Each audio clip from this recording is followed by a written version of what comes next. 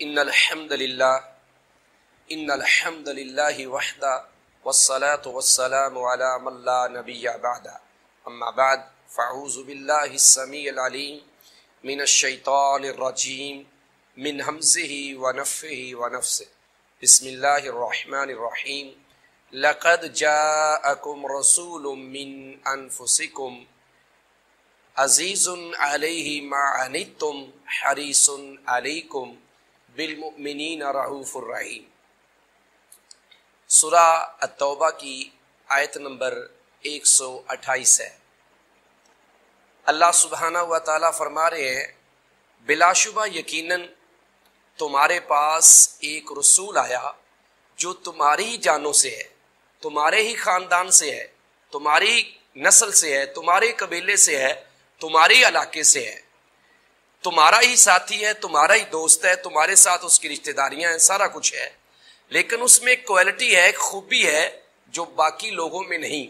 اور وہ کیا ہے؟ عزیز علیہ ما عنتم۔ رحمت للعالمین کا یہ ایک اور پہلو ہے، اور یہ بھی بڑا قابل غور اور قابل توجہ پہلو ہے، جس کو ہم نے شاید اس نظر سے دیکھا ہی نہیں ہے کہ ہم اس چیز کے اوپر جا کے دیکھیں کہ پہلے اللہ سبحانہ و تعالیٰ کہتے ہیں کہ تمہارے پاس رسول آیا جو تمہاری جانوں سے ہے، یعنی یہ احساس دلایا ہے کہ بھائی یہ کوئی بیگانہ نہیں ہے، تمہارا اپنا ہی رشتہ دار ہے، کسی کا بھتیجا ہے، کسی کا بھانجا ہے، کسی کا پوتا ہے، کسی کا دوتا ہے، کسی کا کزن ہے، یہ سارے رشتے، اور کسی کا وہ دوست بن گیا، کسی کا ساتھی بن گیا، کسی کا ہمسایہ بن گیا، تمہارے پاس سے آیا، تمہاری جانوں سے آیا، تمہارے خاندان سے آیا، تمہاری نسل سے آیا، لیکن اس رسول میں جو خوبیاں اور جو اوصاف رکھے گئے ہیں وہ شاید کسی اور میں نہیں رکھے گئے، اور یقیناً نہیں رکھے گئے۔ فرمایا عزیز علیہ ما عنتم، اندازہ کرو کہ تکلیف تمہیں پہنچتی ہے، پریشانی تمہیں پہنچتی ہے، اور شاہ کسے گزرتا ہے؟ عزیز لفظی معنی ہوتا ہے کسی چیز کا غالب آ جانا، اور عزیز کا معنی ہوتا ہے کسی چیز کا بھاری پڑ جانا۔ تکلیف دوسرے لوگوں کو پہنچتی ہے، کسی بھی مسلمان کو تکلیف پہنچتی ہے، کسی بھی انسان کو تکلیف پہنچتی ہے، تو رسول کریم صلی اللہ علیہ وسلم پہ وہ بات بڑی شاق گزرتی ہے، آپ اس بات کو لے کے پریشان ہو جاتے ہیں، حتیٰ کہ قرآن و سنت کے مطالعہ سے یہ بات بھی ملتی ہے کہ اللہ کے رسول صلی اللہ علیہ وسلم جب کفار کو دعوت دیا کرتے تھے اور اسلام کے لیے ان کو بلایا کرتے تھے، توحید کی طرف بلایا کرتے تھے، اور وہ لوگ آپ کی دعوت کو قبول نہیں کرتے تھے، آگے سے برا بھلا کہتے تھے، تو آپ بڑے پریشان ہو جاتے تھے، اور کئی موقعوں کے اوپر اللہ نے کہا کہ آپ غم کیوں کرتے ہیں، آپ پریشان کیوں ہوتے ہیں، آپ اپنی جان کو اتنا تکلیف میں نہ ڈالا کریں، اب اندازہ کریں کہ ایسا رسول، ایسا خوبصورت اور ایسی پیاری خوبیاں لے کے آنے والا رسول، اور اللہ تعالیٰ جو بات اصل میں سمجھانا چاہتے ہیں کہ دیکھو وہ اتنا تمہارا خیر خواہ ہے، اتنا بھلائی کا چاہنے والا ہے، تم پھر بھی اس کی بات نہیں سنتے۔ اس لیے فرمایا عزیز علیہ ما عنتم، تکلیف تمہیں پہنچتی ہے، پریشانی تمہیں آتی ہے، اور تکلیف وہ خود محسوس کرتے ہیں۔ آپ دیکھ لیں کہ نبوت سے پہلے بھی مکہ میں کہیں اگر کسی کو تکلیف پہنچتی تھی تو اللہ کے نبی علیہ الصلوۃ والسلام اس کی تکلیف کو اپنی تکلیف سمجھتے تھے۔ کوئی بے سہارا نظر آتا تھا، کوئی یتیم نظر آتا تھا، کوئی بیوہ خاتون نظر آتی تھی، آپ اس کا سہارا بنتے تھے، آپ اس کو سپورٹ کرتے تھے، آپ اس کو بیک اپ کرتے تھے، اور اس کا اشارہ ہمیں صحیح البخاری سے ملتا ہے، جس میں پوری تفصیل کے ساتھ پہلی وحی کا واقعہ لکھا ہے، جب ہماری ماں حضرت خدیجہ الکبریٰ خاتون اول رضی اللہ تعالی عنہا و ارضاہا نے آپ سے پوچھا کہ معاملہ کیا ہے، ماجرا کیا ہے، تو آپ نے وہ غار حرا کا سارا واقعہ سنایا، تو انہوں نے تسلی دیتے ہوئے کہا کہ آپ بالکل بے فکر ہو جائیں، فکر مند ہونے کی ضرورت نہیں ہے۔ کیوں؟ اس لیے کہ آپ تو لوگوں کی خیر خواہی چاہتے ہیں، آپ تو لوگوں کی بھلائی چاہتے ہیں، اور اگلا جملہ بھی یہ بڑا کمال کا ہے، حریص علیکم، تم پر حرص کرنے والے ہیں، یہ لفظی معنی ہے، لیکن اصل اس کا مطلب یہ ہے کہ وہ ہر وقت تلاش میں رہتے ہیں کہ میں اپنے ساتھیوں کی، میں کسی انسان کی مدد کر دوں، میں ان لوگوں کو جو ہدایت سے دور ہیں، جو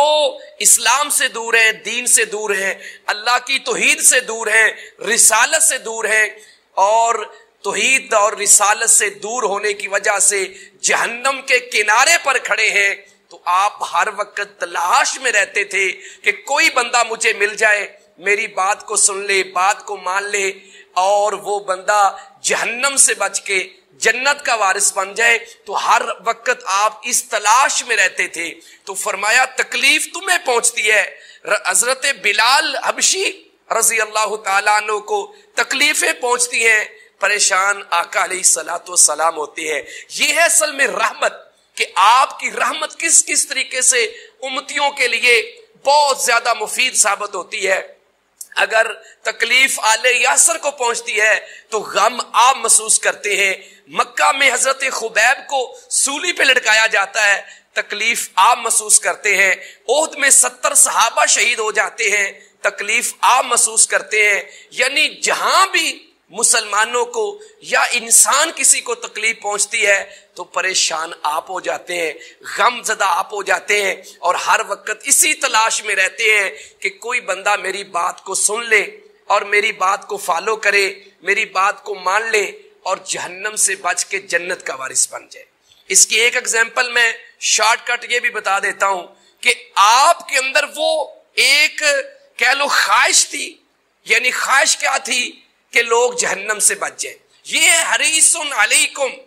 وہ چاہتے ہیں کہ تم جہنم سے بچ جاؤ۔ اور ہمارے نبی علیہ الصلوۃ والسلام کا دنیا میں آنے کا مقصد یہ تھا، اور یہی وہ جو اللہ کی رحمت ہے کہ اللہ نے جہانوں پر رحمت کرتے ہوئے رسول کریم صلی اللہ علیہ وسلم کو مبعوث فرمایا۔ وجہ کیا تھی کہ یہ لوگ جہنم سے بچ کے جنت کے راستے پہ آ جائیں، جنت کے وارث بن جائیں۔ اب یہاں بھی حریص علیکم، تمہاری بھلائی چاہنے والے ہیں، اور ہر وقت تلاش میں رہتے ہیں کہ کوئی بندہ مجھے ایسا ملے اور میں اس کو دعوت دوں اور وہ میری دعوت کو قبول کر لے،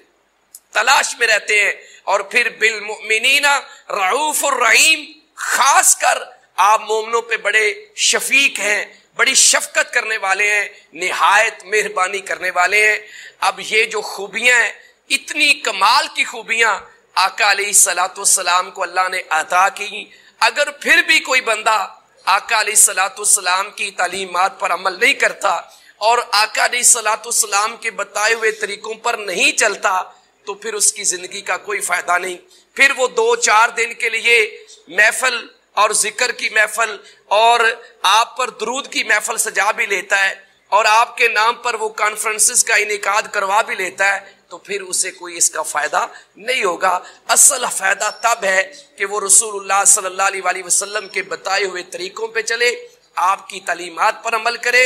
اور یہ خوبصورت اوصاف رکھنے والے رسول ہمارے آخری نبی محمد کریم صلی اللہ علیہ وسلم ہیں۔ اللہ تعالیٰ نے ان کو ایسا مقام دیا، ایسا مرتبہ دیا